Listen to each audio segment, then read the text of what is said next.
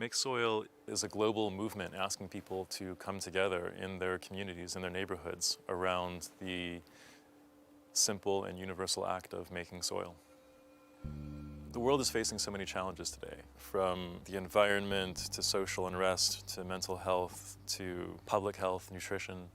And it turns out that making soil together, all of us in our neighborhoods, in our backyards, in our front yards, is actually one of the most impactful and immediately available things that we can do to make a difference. Boom, what's up everyone? Welcome to Simulation. I'm your host, Alan Sakian.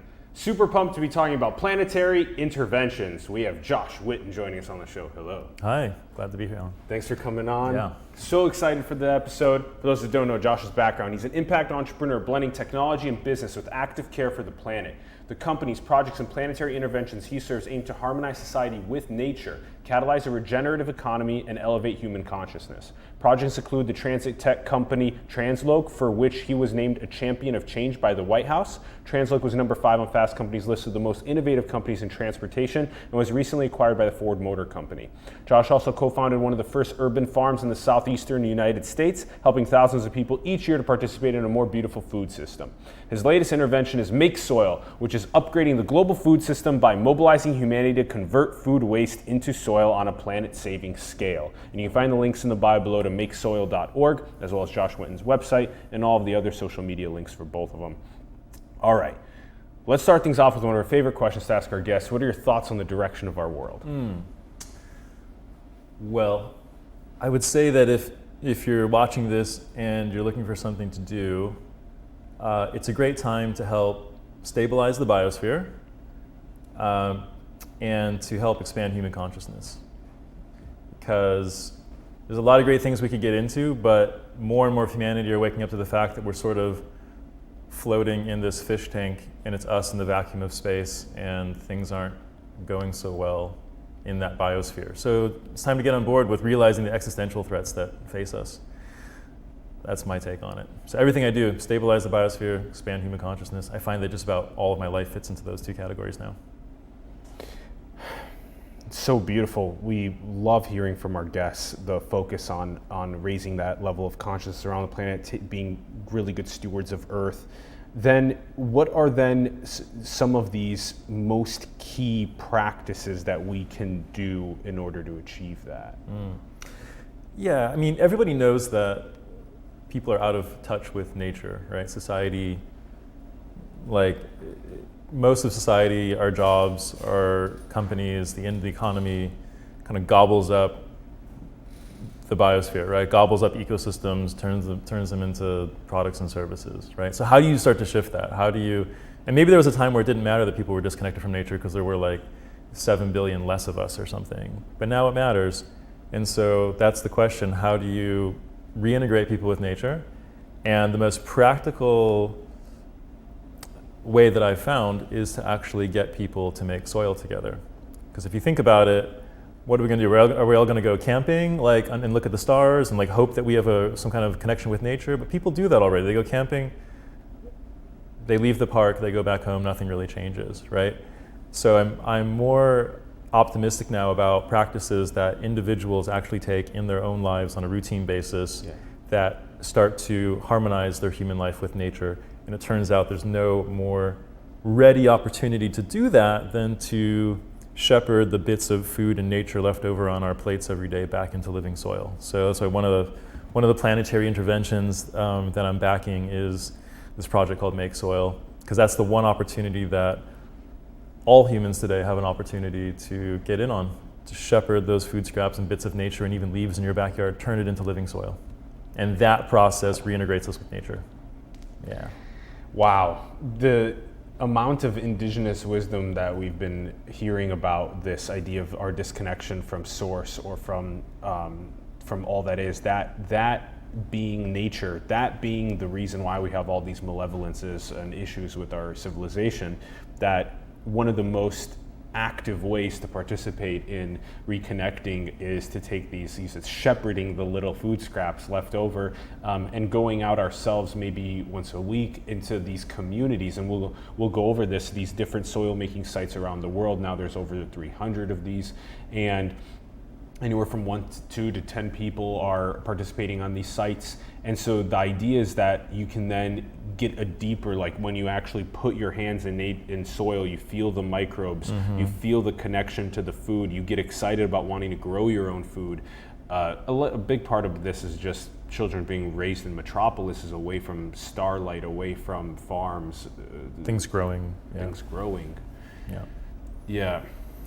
Yeah, learning is in many ways a matter of feedback loops, completing feedback loops, right? So the longer the feedback loop, the harder it is to update your mind and your brain. The shorter the feedback loop, the easier it is. So, nobody needs to read a dissertation about not touching hot stoves, right? We all did it at some point in our childhood, and that was all we needed to never want to do that again, right?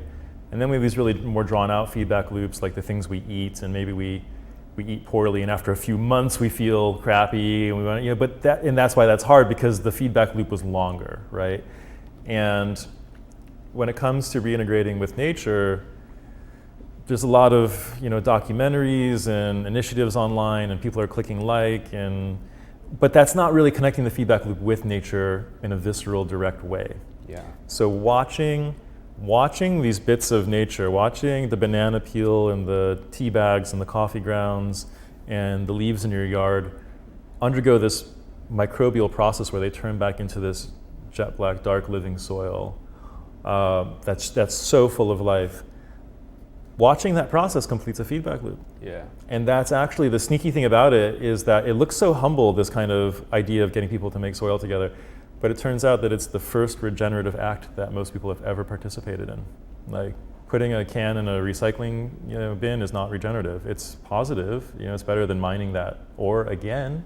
It's not regenerative. So how do you start having regenerative experiences? And so creating living soil together, that's regenerative. Sticking your hands in the living soil once it's finished. The microbes in the soil are communicating with the living skin that you have, and that completes a feedback loop at a subconscious level. So it's really a matter of completing these feedback loops. And so MakeSoil is just one way to scale that one of those most important feedback loops. Yeah. That's such a good one. It seems like the most present one that we carry with us on a moment-to-moment basis is breath, as that feedback loop.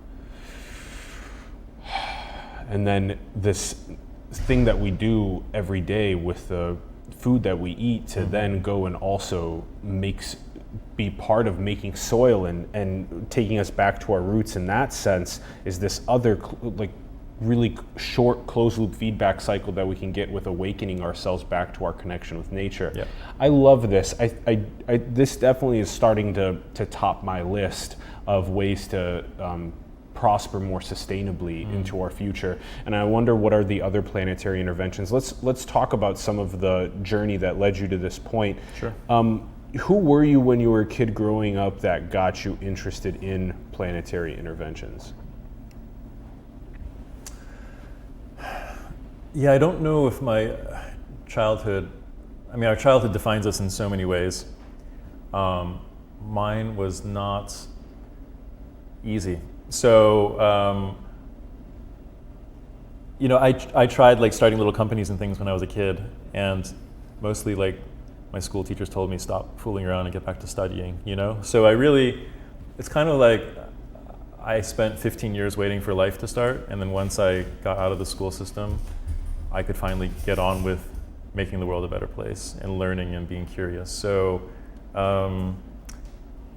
if there was any contribution by my childhood, it's the fact that my ability to contribute and learn was so stunted for the first quarter of my life that once I was free, I was just voraciously learning about the world, and I'm into all of it, right? I'm into technology, ecology, spirituality, all of it. I just love reality.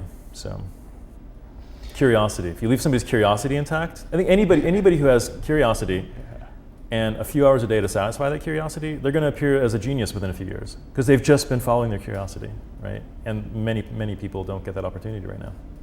Yeah. Ooh, damn, that's a good one. Yeah. If we have enough of the basic needs met on the hierarchy of needs, then we can pursue our divine creative actualization on a moment-to-moment basis, and then we will look like geniuses. I love that. So then, okay, so when you're kind of blending together your early years with your desire to do planetary interventions, where does TransLoc come up? Well, let's talk about the phrase first of all. Let's that do I it. came up with planetary interventions, right? Yes, because please.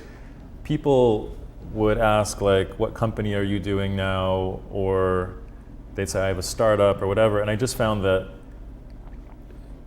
so many companies really have no positive mission to them. I mean, they might greenwash it a little bit or say like, well, we're giving people jobs and then they can put their kids through college, but we need better reasons than that to create companies now, right? 8 billion people saying, I'm gonna go get a job and have a company that doesn't do any good for the planet. It just can't handle it anymore, right? So I stopped calling them companies, and we're really running out of time to do things that don't matter and that don't make the world a better place. And we don't need more companies that just mindlessly consume the biosphere. Yes. Which is what they do. The economy as it is now had and has very little understanding of the biosphere, right? It was sort of predicated on a limitless raw material that we sell at the greatest margin we can. Doesn't cut it anymore. So I stopped using the word companies and started calling these planetary interventions, because it doesn't matter to me what the vehicle is. I'm agnostic about that. MakeSoil is a nonprofit. Some of my other ventures are for-profits. But the vehicle could be a podcast, it could be a tweet, it could be a book, it doesn't matter, but we just need to make we need to make interventions, we need to intervene in the direction of society today so that the biosphere doesn't collapse. Yes. And so that people don't keep blowing each other up and sniping at each other and hurting each other out of broken minds and traumas and wounds and things, right? So to me, what's the point of having a bunch of money in a world where people are killing each other? And we're here in San Francisco, right? And tons of innovation, and how many bodies do I have to step over in the sidewalk? People lying face down, cracked out, It's time to address these things. The biosphere is not something to just turn into a stream of financial output, but it's something to be stewards of. And yes, yeah, it's. And humans, in a way, haven't found our niche in the ecosystem today. It's like there's nature and there's people. Yep. Right? We're the only thing that doesn't consider ourselves part of nature. Except the indigenous, they have right. found their Sure. Yeah. And so humans could be the most regenerative animal on the planet. We could be preserving species Totally. that are already on their way to extinction. Yeah, all types of things. And then if we embrace that identity and that occupation, we would find a lot of the existential malaise, being addressed, a lot of the psychological issues, a lot of the social issues. Yep. We'd have our purpose, we'd have our place in the ecosystem. Damn. All of the issues with mental health, with all of the stripping away the planetary resources, all of these things are just second order issues and third order issues from the first principal issue, which is our disconnection from nature, us not being able to find our place as stewards of the planet.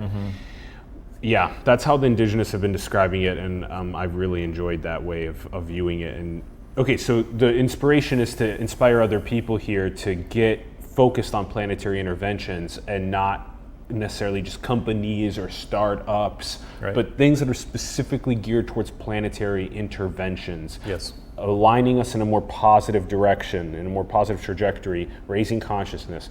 Yeah. It's like an all hands on deck situation, with many people not aware of the challenges facing us, or increasingly aware that things aren't good but not knowing what to do. Right? There's so many documentaries and doomsday. I mean, documentaries are fairly decent, but just there's bad news everywhere, right? Yeah. But people feel pretty disempowered to do anything about it. I think that's leading to a desensitization and kind of repression of the situation. So it's time to intervene on a planetary scale. Each human can look around them with their context, their background, their intelligence, and see one way that they can make the world a more beautiful place. And if each one of us did that, we would create heaven on earth. Yeah. And then you spent a good chunk of time working on TransLoc. This is adding technology to make public transit better. And these are just some of the little ways that we can do things like see systems around us that could use improvement, and just make those interventions happen. We don't have to spend too much time on that, but it's good that you ended up doing that. Yeah, and that's a nice example, especially for entrepreneurs or anybody out there wanting to make a difference, is to realize that it's like in nature. Like in nature, whenever there's an edge, there's a lot of life there, wherever one ecotone meets another.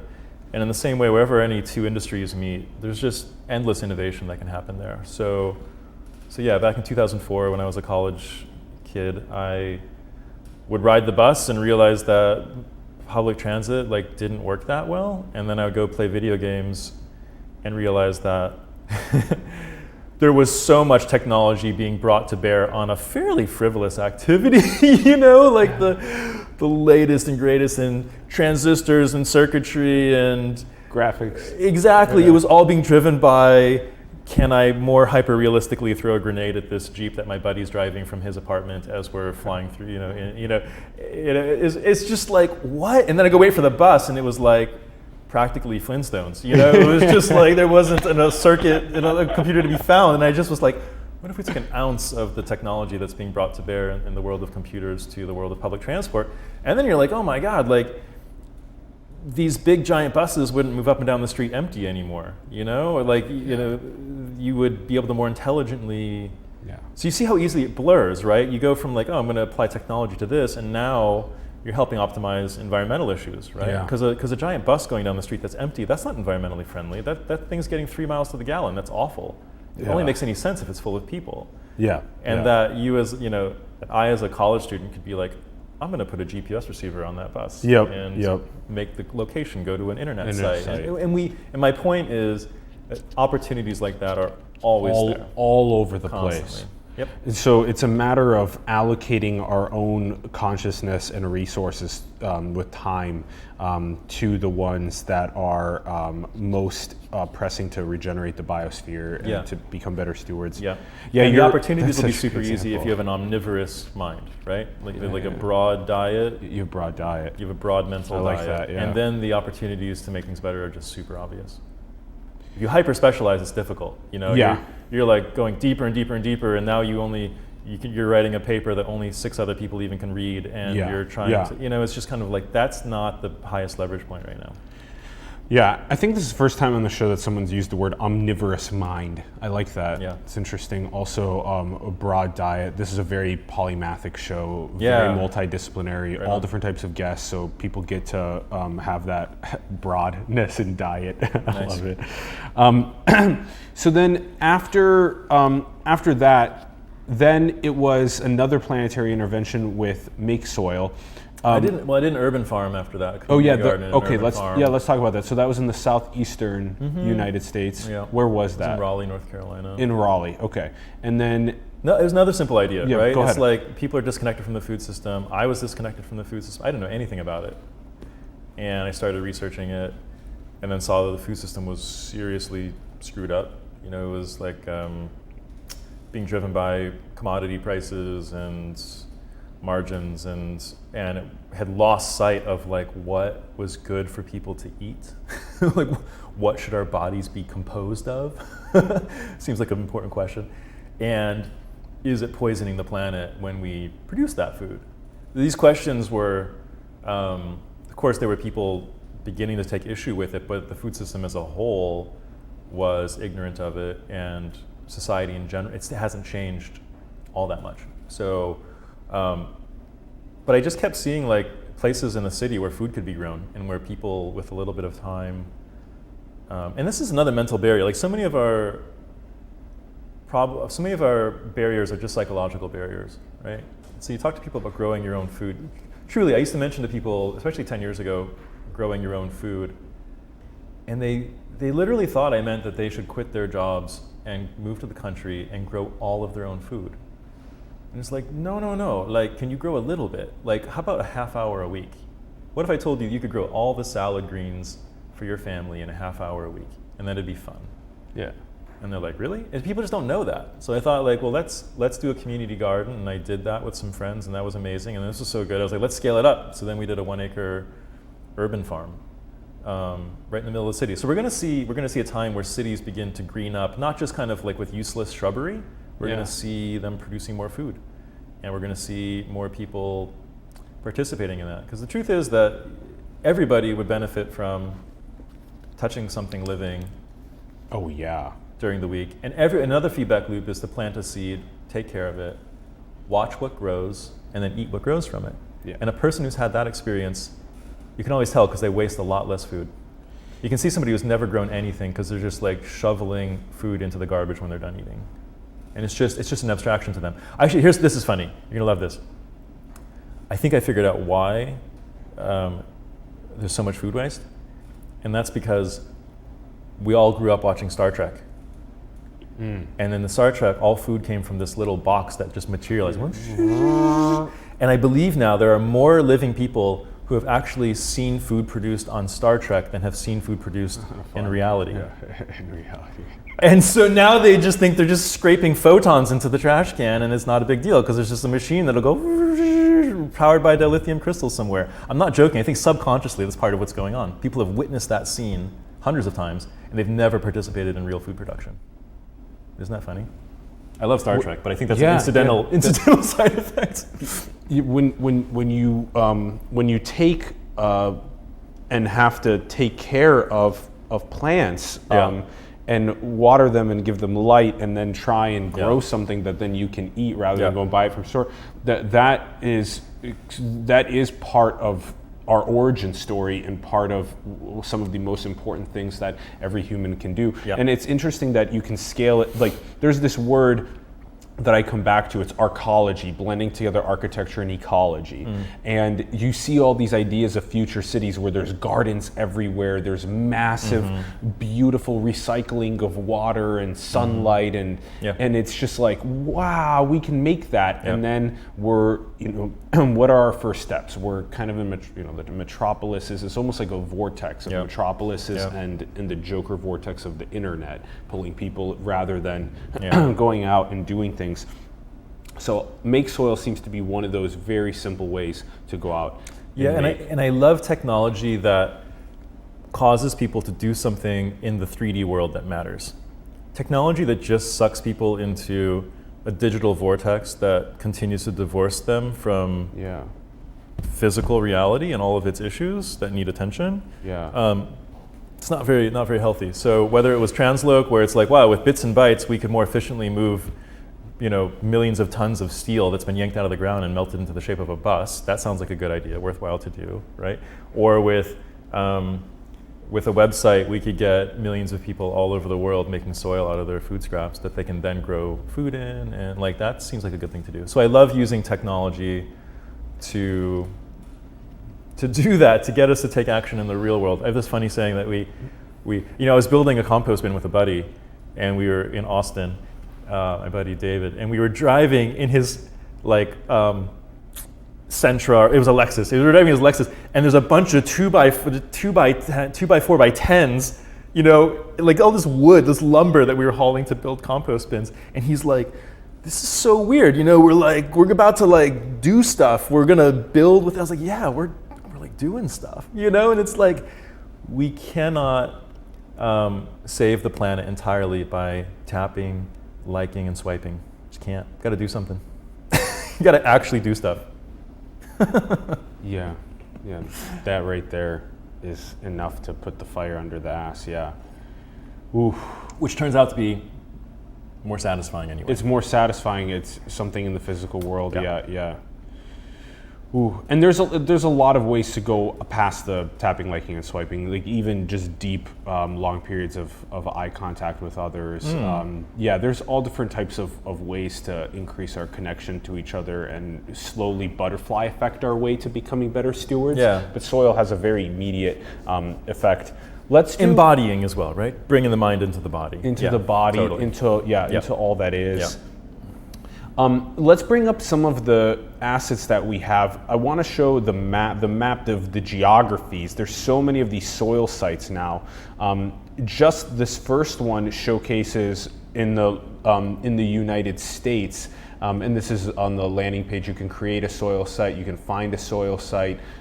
This is about the intro video, which we played a little bit of, is really great. You guys can find it, makesoil.org. All right, and then on the next image is that geographies that we have. This is of the United States, Europe, even South America as well. So you can see that we're now populating these, and these are being made around by people. They're creating their own sites. Yeah, there's a new one of these shows up like every day. So there's people who go to the site. Maybe they're already composting and making soil, or they realize that they've been doing it in isolation, but it's time to do it as a public service, right? It's time to invite the neighbors to make soil with you. It's like people complain to me all the time. They're like, "Oh, people don't get it. Politicians don't get it. My neighbors don't get it." And I say, "Have you asked them to make soil with you?" Yeah. And I'm dead serious. Like, you put yourself on the map, you get a little compost bin, and you knock on your neighbor's door and say, "Hey, do you have coffee grounds and banana peels and stuff? I would love to turn that into soil. I'm learning how to regenerate the planet." That'll change your relationship with your neighbor. That'll change the relationship with the neighbor, Don't the just say community, something the world. shitty to them on Twitter. Like, go ask them to make soil with you. Yeah, I love that. Ask them to make soil with you. Yeah, and especially in areas where we have those big compost bins where we're just putting in the compost and expecting someone else. Yeah. In most places, the organics just go to the landfill. They just go to the worldwide. landfill, yeah. And in some places, they go to a curbside bin that's kind of stinky and then gets picked up by a truck that gets 3 miles to the gallon and takes it away. And that's better than it going to the landfill, but it's still not as great as having beautiful relationships forming around this regenerative act with your neighbors. And you do. I love that. Yeah. It tackles that neighbor. Totally. Yeah, phobia that. Yeah. Yeah. Oh, there are different political whatever. Yeah. I know like conservative Christian Trump supporters who are soil makers now, making soil with their neighbors. You know, who think that environmental talk is like a liberal scheme to destroy the economy, but who love the self-sufficiency that comes from knowing how to make soil. And then anybody, I don't care what your political lines are, they dissolve when you start doing this together. Because now you're doing something more fundamental than any of that political stuff we've made up. Damn. Yeah. Damn, you get so close to the origins of the species and nature that you forget about. That's right. Yeah. And it brings us together. I love that. Yeah. And okay, so the next image shows us a zoom into the Florida area. And this kind of gives you an example. A lot of these are concentrated near Tampa. Yeah, and these are all the different soil sites there. Sites, yep. And these are people who, some of them were already making soil. I mean, there's people there who are doing amazing work. This is St. Petersburg, Florida. It's one of the places where it's really taken off. That's so cool. And there's people there like there's one lady there, she's like a yoga teacher and a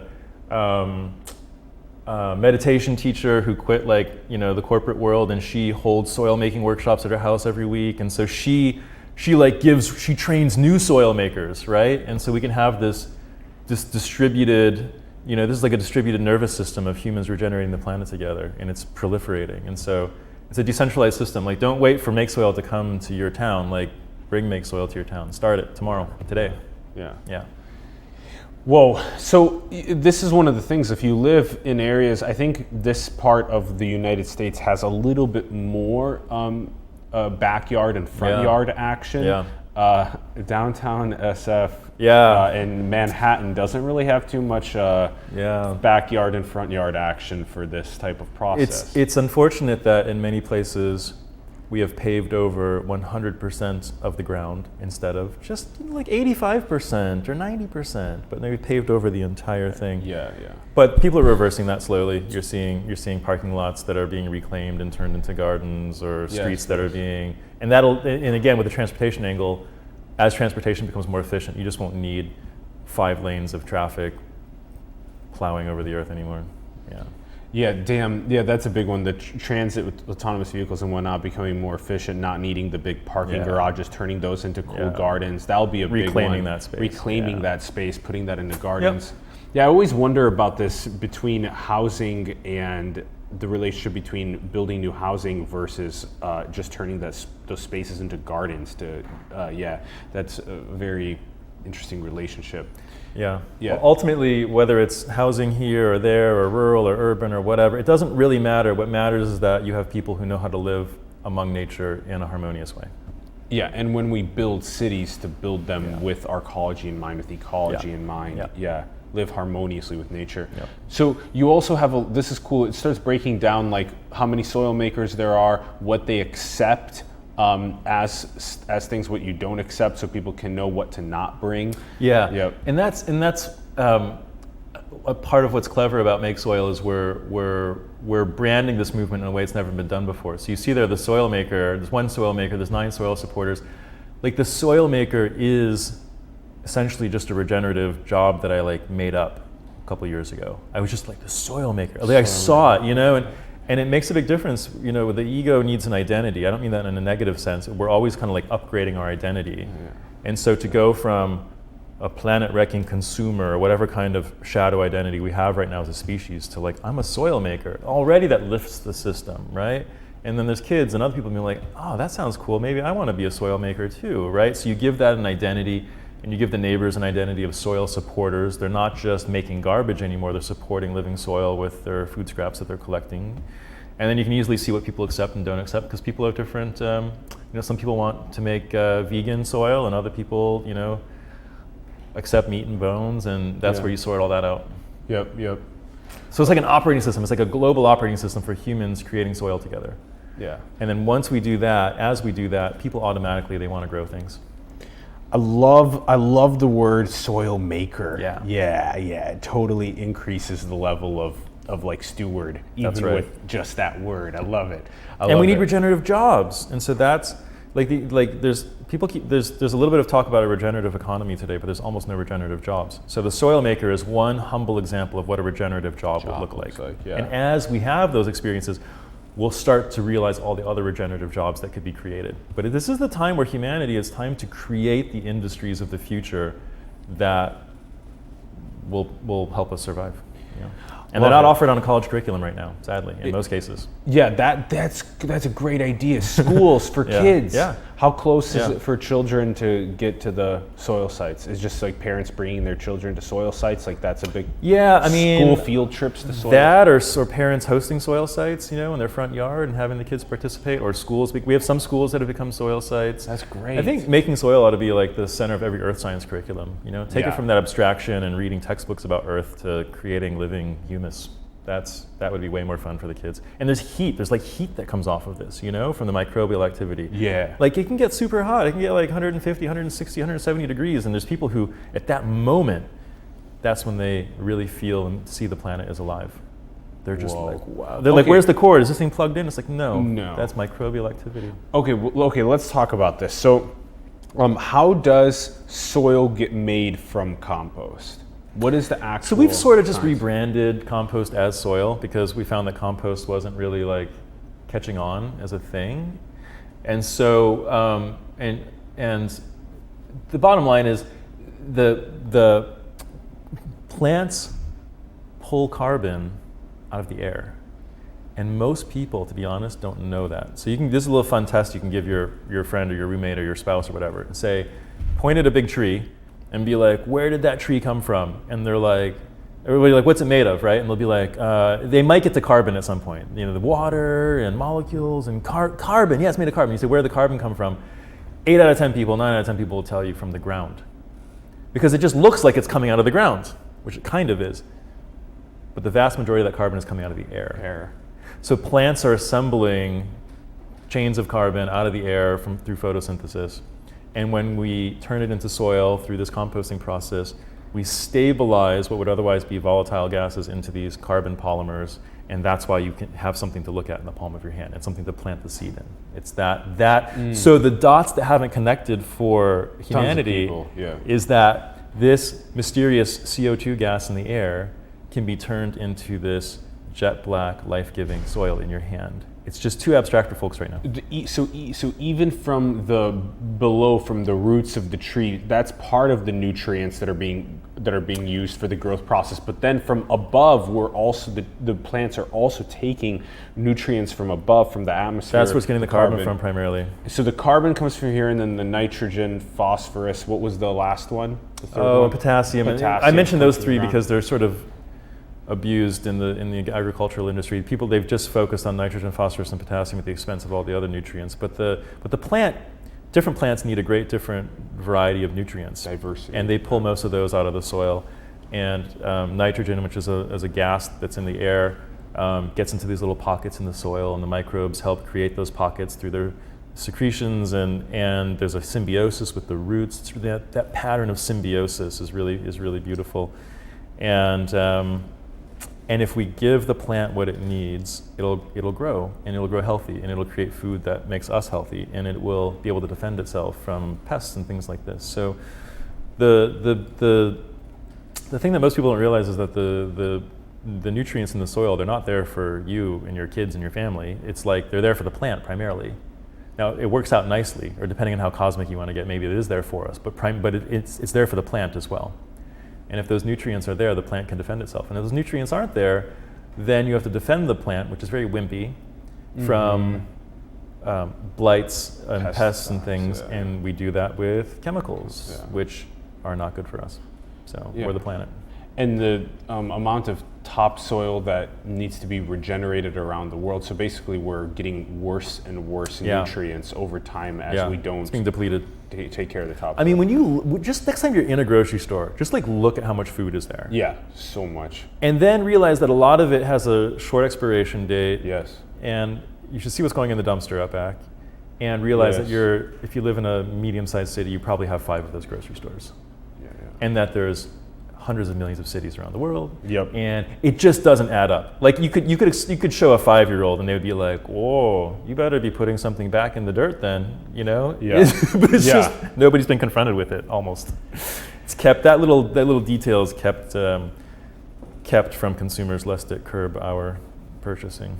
Yeah, that's a big one. We love talking about how things work on the show, and so that's a big one. When you walk into the grocery store, really think about how all of that food got there, how it was grown, how it was transported there, where it's going afterward, if it's not used, all these questions.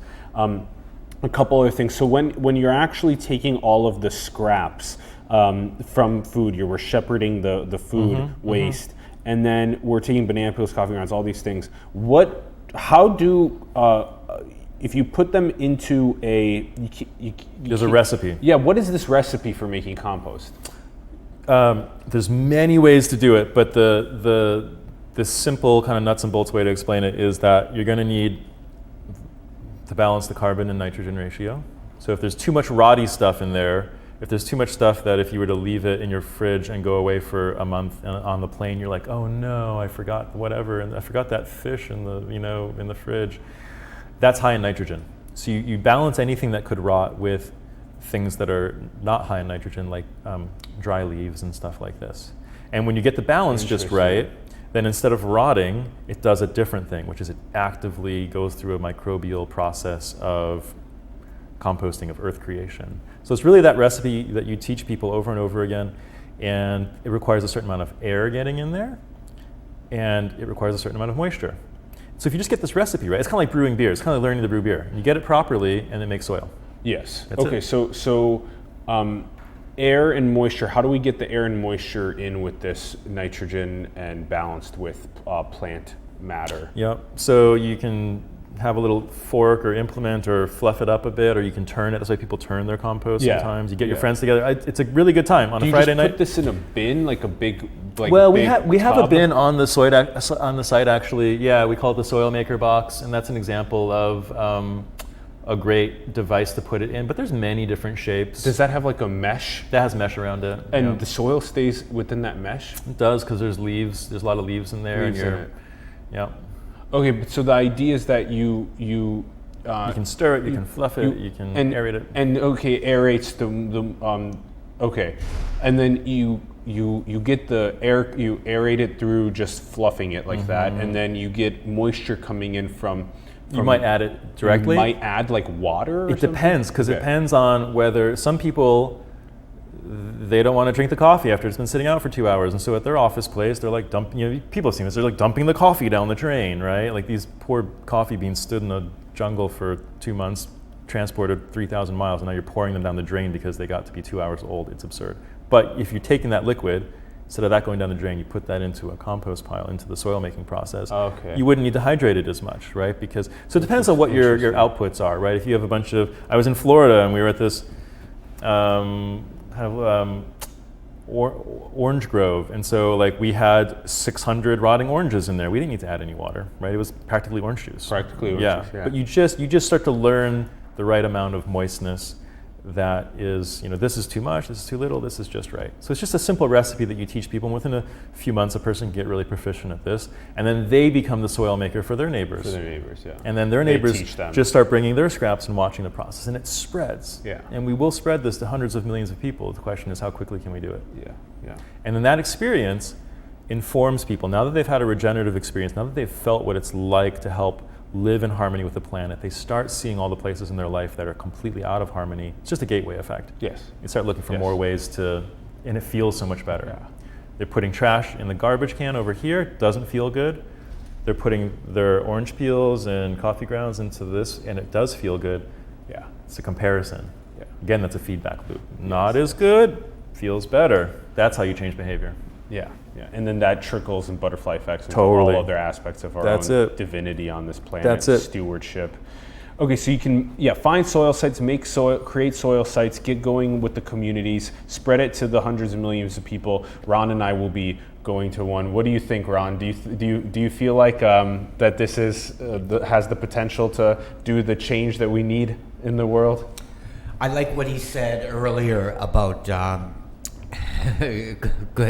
Christian Trump supporters, and it's not a liberal hippie plan to do this, something that can bring the community together regardless of what side you swing on. Yeah, this is great, and thanks for doing what you do. Awesome. This is so important. We get back to nature on so many levels, because if we don't, we're going to be alien grays. I say this all the time. Just one soulless organic species, hive mind. We got to avoid the Death Star. We got to. Planet Earth is a beautiful place. Before the show started, Ron asked Josh if we could eat soil. Well, when I was a kid, it was on one of the children's programs. The guy put a little soil on his salad, and I tried doing that. And I think I got a beating. This just raises the case of, what's the quality of the soil? And so part of the movement we're kicking off here as we create more and more soil makers, as more and more people join the ranks of soil makers, is we're creating the industry of artisanal small batch soil. Yeah. So people start to, Wow. I've seen people who have never considered the pesticides on their banana peels and avocados while they were throwing it into the trash. Now that they're putting it into the box to make soil, they're like, wait a minute, those aren't there pesticides on that? And they're like, maybe I should buy organic next time. It's taken that feedback loop. When they thought it was going away, they didn't care. Now they realize nothing really goes away. It's not going away. Now they care. So it's that gateway experience. Wow. Yeah. Ron, will you come with me to do MakeSoil in the Bay? Yeah, just drop it off somewhere. Find a soil site, drop it off, and Ron, will you come with? Sure. When? Today? Awesome. No, we'll go. No, we can't. We have our show. We have our event tomorrow. But we'll go. For those that don't know, identifying and correcting perverse incentives is happening in San Francisco tomorrow at 7 p.m. Our live event. Wow. So we'll go. We'll go by the end of the month. We'll go. Absolutely. This will be a lot of fun. It's always funny when you go and you dab in gardening a little bit here and there, and then you grow some tomatoes. Like I've grown tomatoes. I've grown like parsley, cilantro, like these types of things. I've grown them successfully, and then there are all different types of conditions. Have you heard of the food computer at MIT yet? Yeah, I've seen it. Yeah, so you can actually see all of the different variables that are being computed in that environment for the growth of basil or tomatoes or whatever. Yep. And I think that's really interesting because then it makes it so that when I fail, I can learn. And And some of that, it's all positive that people are paying any attention to this. Some of the learning is erroneous though and reductionist. So, the computer is like, well, there wasn't enough selenium in the soil. Like maybe it'll tell you that, and that's fine. But is the answer to go mine selenium somewhere and amend the soil with it, right? Like what are you doing to the country around the world, right? So it's just there's still plenty of opportunity to get it wrong, and the ultimate answer you want all this data leading towards. The big reveal is that it's not just a raw material; it's a living system. And you really need the living system to be healthy. It's not just one compound of this or that. Just like you could have really terrible relationships at home and we could send you to the doctor and they'd be like, well, your blood work's in order, right? It's just not a holistic view of your life. That's all. It's a piece. It's a good piece though. It's also interesting to think about them on these open agriculture warehouses of optimizing literally, can you do things like make basil that when you eat it helps you with dementia?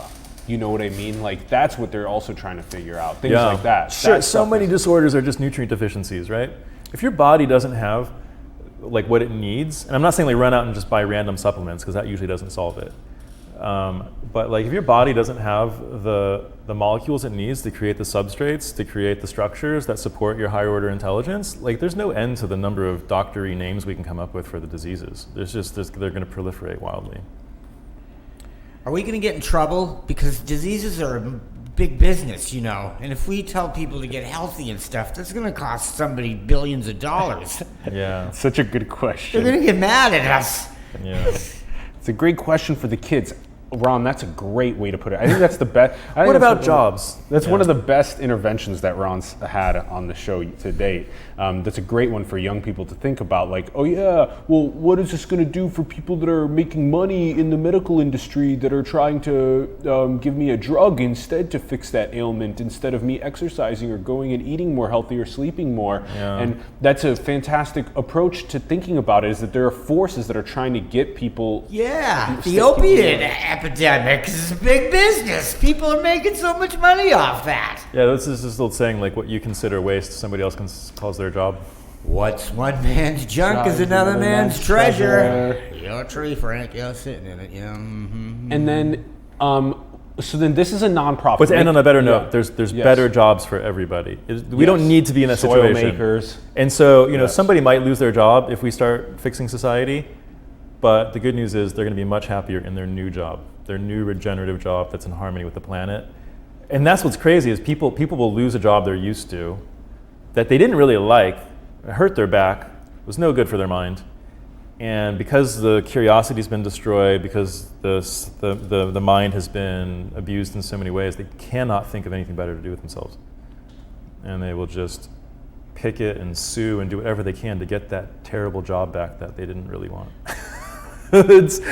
Which is why I'm into the consciousness thing as well. Yes.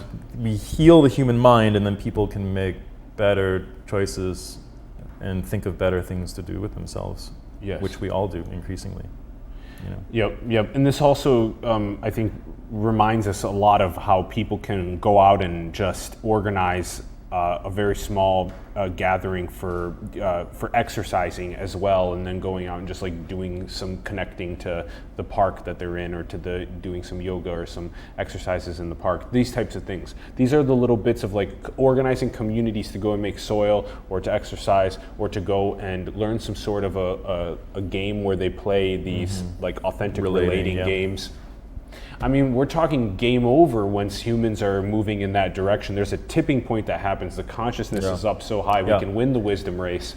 It's true, and there's a transition period, though, which we have to be sensitive to, which is that right now, the way the economy works, people need jobs, right? So there's people out there who have kids, and they're just they're like, we can look at their calendar and they do not have much time for authentic relating games in the park. I need right? a job programming at Zynga so I can make games. I mean, they pay me $100,000 a year. That's Why like- would I take a job that pays me $30,000 a Right. year? I can't live in SF. I have 2 kids. And that all changes if you and your neighbors are growing all your food in your backyard, right? If you have an avocado tree here and a walnut tree there, and this neighbor grows these 4 veggies in 30 minutes a week, and your other neighbor grows these 3 veggies in 30 minutes a week, and then you see that abundance, you see where food comes from, you see that you're not going to starve.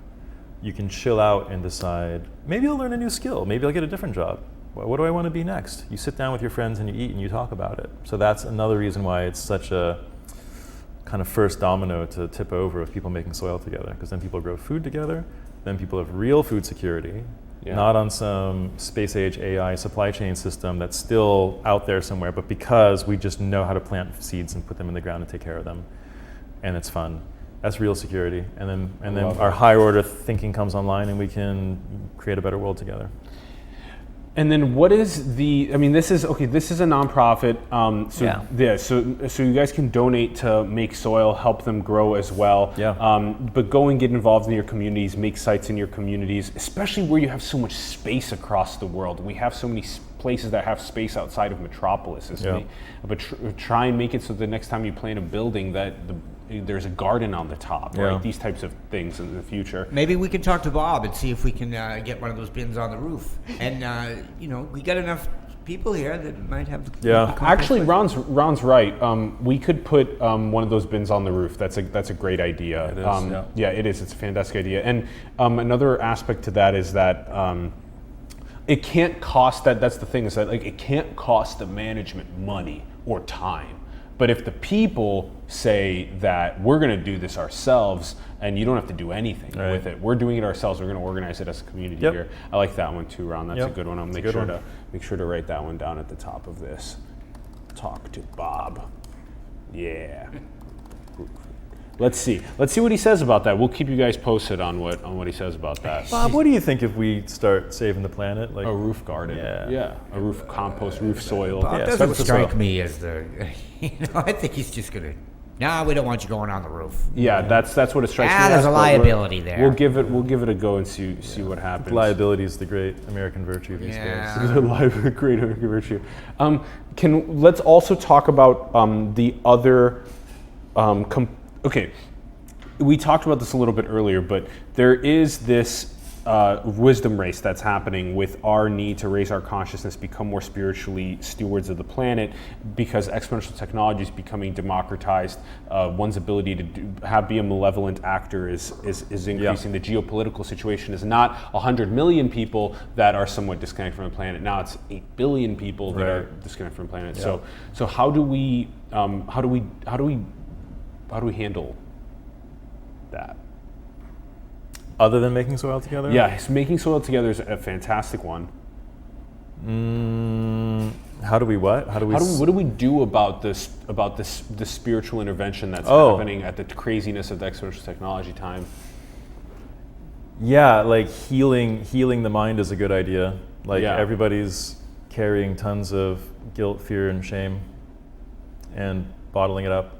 And there were whole generations before us, a lot of our parents, where it was a real mark of shame to go to a therapist or something like that, right? I've personally had hundreds of therapy sessions, right? And probably maybe 1,000 therapy sessions on hundreds of different modalities, 100 different modalities. I just, like, once you realize that intelligence is a thing, and your mind and your emotions and all that stuff are kind of running your life, then it just really behooves you to upgrade the mind and repair the mind and elevate consciousness. And really, like, I'm not, the whole political thing is so gnarly, right? And I don't want to get into a political conversation, but what I will say is that the level of governance and government and politics that we need to survive as a species is inversely proportional to our enlightenment.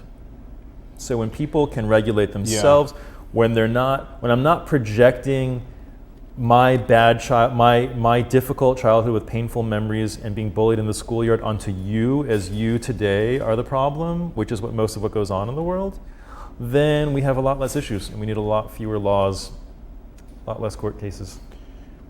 An inverse relationship between spiritual enlightenment and governance. Yeah. Did you hear that one, Ron? Why do you catch me off guard like that? I'm trying to work the show. Oh yeah, One man is trying to. Ron talks about that one a lot. What was it again? The need that we don't need to be governed, and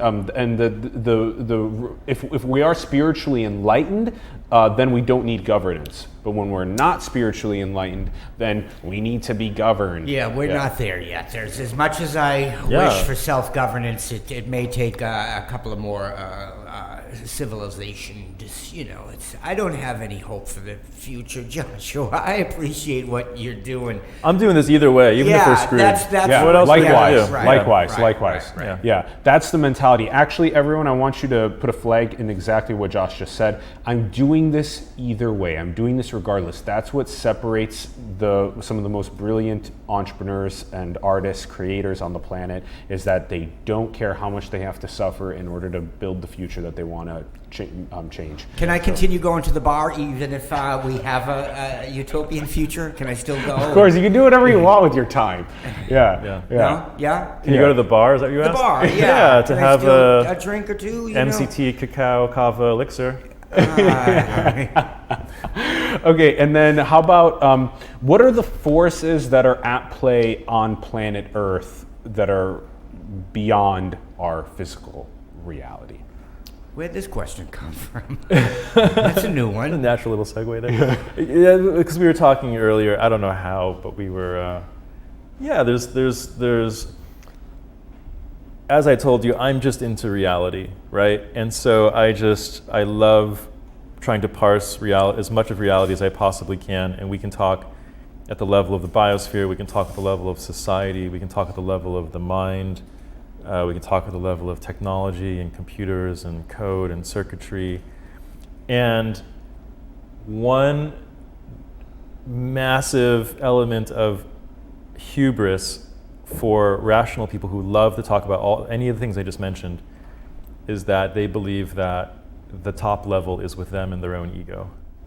And that's absurd, right? So really, reality is very fractal.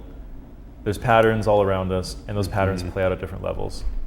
So in the same way that each individual has a brain that has a bunch of neurons that help create who you are, clearly each of us is like a neuron in a larger brain.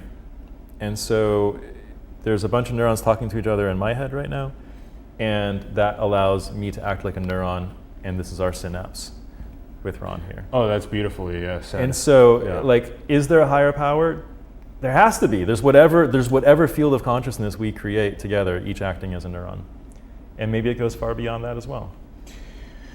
Yeah, we've heard about the 8 billion humans being and all of the sentience in the animals, the plants, the insects, etc., being Gaia, this biosphere, it all being interconnected as neurons, right? And then I love how you described the interconnection between us as the synapse, the space, and then so we're neurotransmitter through talking. Yeah. And it took neuroplasticity for me to get here, right? I moved myself physically, and we put we're here so that our dendrites can touch, and we're in the room, and Dendrites? Yeah. What's a dendrite? Yeah, there's a shampoo for that.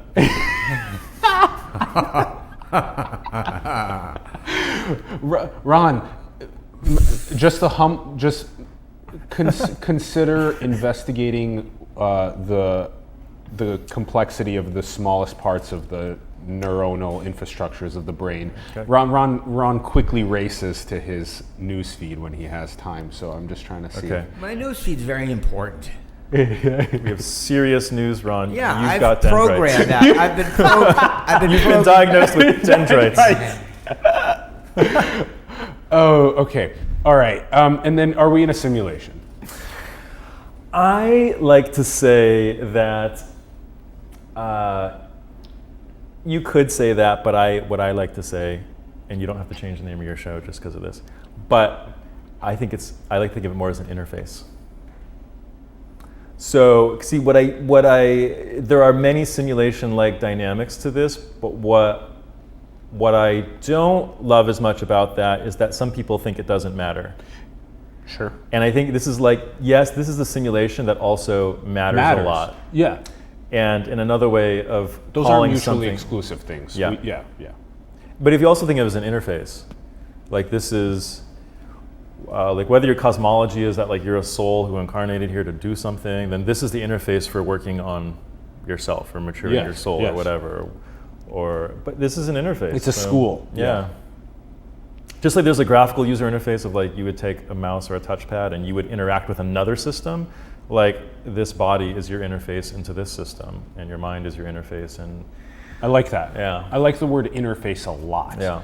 And out of all the people that we've asked, that you came back with another unique, cool word. I like interface a lot. And a lot of people actually don't find those things mutually exclusive, that if it is a simulation or an interface, or that I come here to school, that then it doesn't matter. No, it actually, a lot of people on the show say that it really matters. And that's fantastic. Sure, totally. Yeah. And that usually, we need more children to believe that it matters, and that their purpose in the world matters, and to find their purpose as quickly as possible, and to not get sucked in the Joker vortexes, but to do cool things like MakeSoil, and to become better stewards. Some people use it very conveniently for themselves, which I always like to poke fun at, like where like somebody will like be asking me about like they really need funding for their company or something, right? And it's like really serious, like they need funding, you know, or they can't do this company, or it's gonna fail or whatever. And then I'll be talking about like the environment and the issue with the biosphere, and they're not into that at all. They don't know anything about it, and then they're just like, "Well, look, this isn't reality anyway. It's this simulation." Like, oh, wait a minute, do you care if you get the money or not? Then, because it's like you were really passionate about the simulation a minute ago, right? It's just awareness, and so in the whole spiritual world, this word awareness gets thrown around a lot, but it's like laughably simple. What awareness? It means awareness of everything. It means awareness of like. There's awareness of my posture, there's awareness of my emotions, there's awareness of my impact of consuming the biosphere, and then I'm completely unaware of where it goes when I put it in that plastic bag. Like that's awareness too. It's all valid. Yeah. So more awareness is great, but it's not limited to like the kind of awareness you get after yoga class. Yeah. You know? Yeah. And then what is the most beautiful thing in the world? The most beautiful thing. One that's coming to mind is that if anybody stops for even 5 minutes to ask themselves, can I imagine a more beautiful world, and specifically what I would change, every single person will get a vision back. And if every single person took a step toward that vision, we'd have heaven on earth. It's a distributed problem. It's a distributed job. It's not meant to be fixed by some one person. I love that. Can I envision a more beautiful earth? How would I make that? Yeah. And for some people, it's going to be, they're going to go to this nursing home and take kids, and then they take them down to the daycare where they don't have enough people to watch the kids. And for somebody else, it'll be making soil together. And yes. For somebody else, it'll be accepting themselves or helping other people have self-acceptance or whatever it is. But each person is a distributed problem, and we're a distributed network here to solve it together. Yeah. Yeah. Wow. Planetary Interventions. Yeah, what a great show. Yeah. Thank you, Josh. Thank you for coming. So much fun. It's been such Thank a you, brother. blast. Yeah. Thank you. Mm. Thank you. Love it. Thank you, everyone, for tuning in. We greatly appreciate it. Love to hear your thoughts in the comments below on the episode. Let us know what you're thinking. Also, have more conversations with your friends, families, coworkers, people online on social media about the importance of going out and making soil. Go out and make soil. Go attend the sites. Go and create your own sites. Go and do that, everyone. It's so crucial. And also, talk more about the other planetary interventions that we need. Go and make your planetary interventions happen. Find the links in the bio to MakeSoil.org, as well as Josh Whiton, all the social pages. Find all those links in the bio. Shout out to Ron Vargas for producing and directing. Thank you very much, Ronnie. And also support the artists, the entrepreneurs, the spiritual leaders, the organizations around the world that you believe in. Support them, support Simulation. Our links are below. PayPal, Patreon, cryptocurrency, design cool merch and get paid. Help support us. And go and build the future, everyone. Manifest those dreams into the world. We love you very much. Thank you for tuning in. We'll see you soon. Peace.